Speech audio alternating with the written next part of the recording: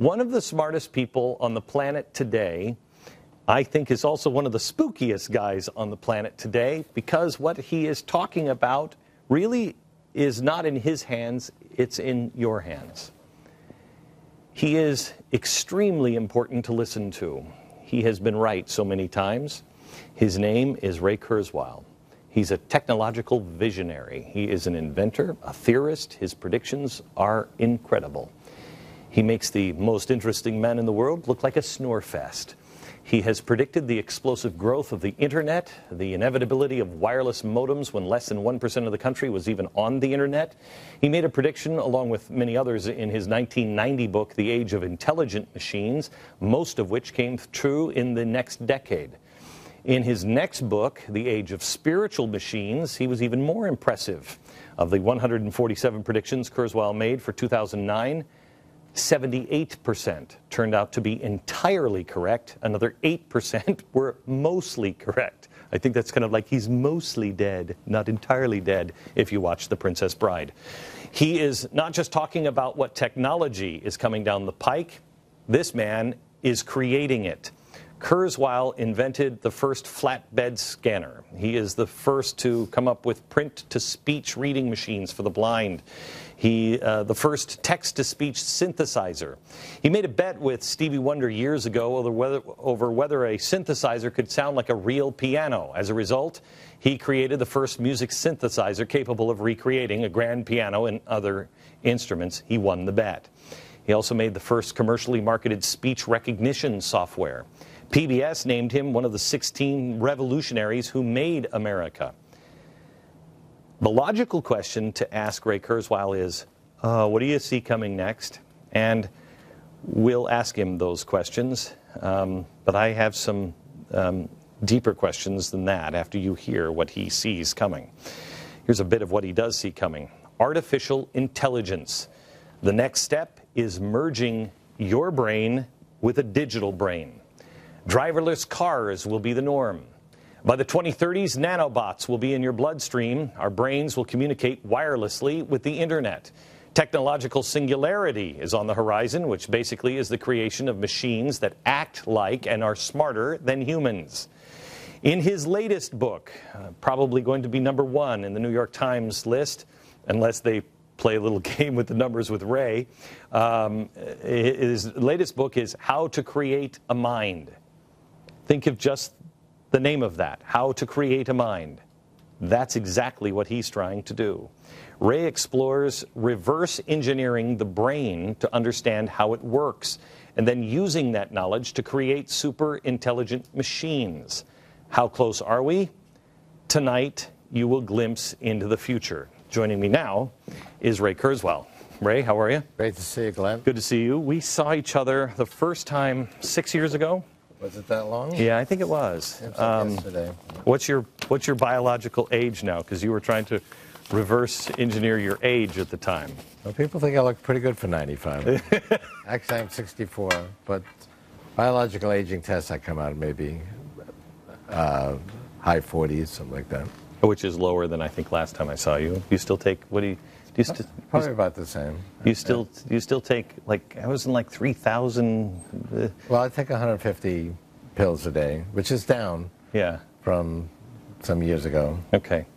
I want to talk to you because your book is, I mean, this book I read when it came out, this came out in the 90s? 99. Yeah. This came out, when I read this, I was both thrilled and spooked out of my mind. This one is 10 times this book, because this one, it's here. I mean, you're starting to see the things you talked about here. Absolutely. And it's actually amazing how people don't take it for granted. If you predicted some of the things that exist now 10 years ago, which in fact I did. You did. People thought it was crazy. Now that they're here, Watson can defeat the best 2 human players at Jeopardy, which is a game involving subtle, ambiguous language and all of human knowledge, and it got a higher score than the best 2 players put together. People are asking questions of their phones with Siri and Google Now, Google driverless cars.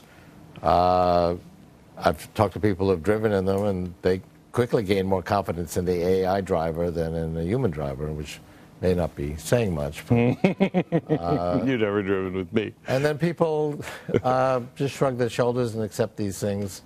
Something like Siri or Google now, they say, oh, well, it made mistakes. That's typically the reaction to technology. And it comes out, people say, well, it doesn't really work perfectly.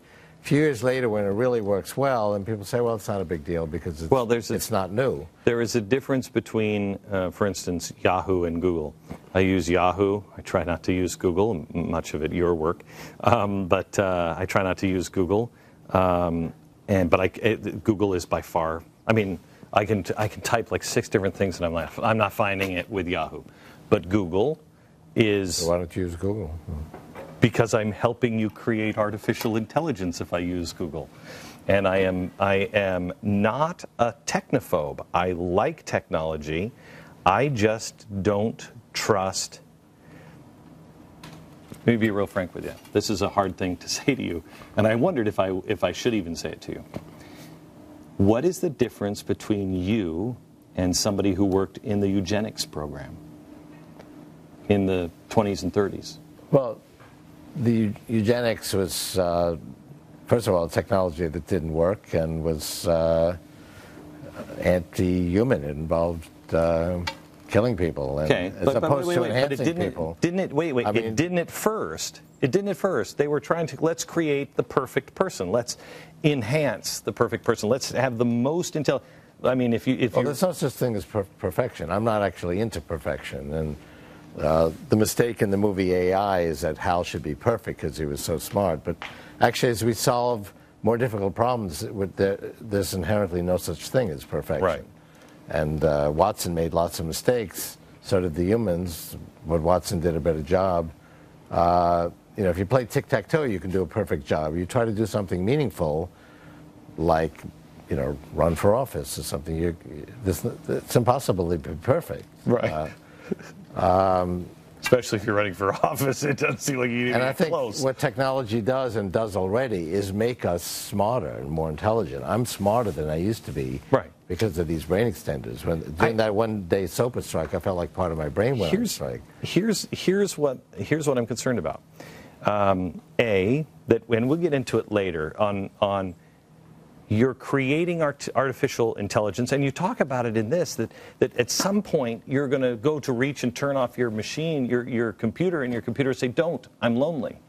And so it becomes confusing on what life is, what the self is. We're there now. We can't turn off the computers. I mean, right, our infrastructure would fall apart. Civilization would Correct. grind to a halt. We no longer have our hand on the plug. And right. Human decisions are a collaboration of human and machine intelligence already. Right. And we're much smarter than we used to be. We have access to all human knowledge with a few keystrokes. But you're taking it now to, and I'm not anti-technology because my life is enhanced by it as well. I hated maps. It is so easy now to get anywhere, to find anything. Yeah, that's one small example. It's fantastic.